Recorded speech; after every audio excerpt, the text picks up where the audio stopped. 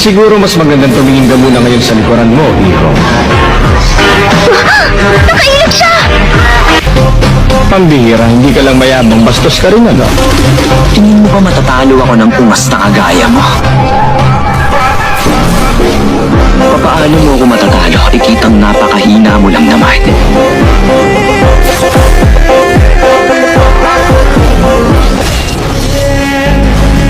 Ganyan bang galaw pinagmamalaki mo galaw ng pagong?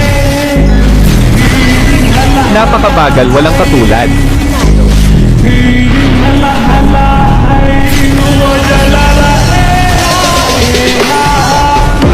May padats-dads ka pang nalalaman, alam naman nating pantakas mo lang yung skill mo.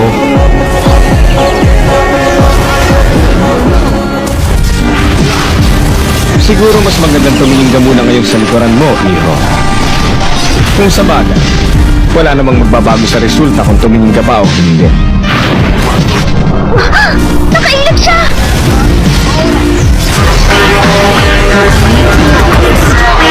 Dahil sa personal na kadahilanan, kaya nandito ako para tapusin ka.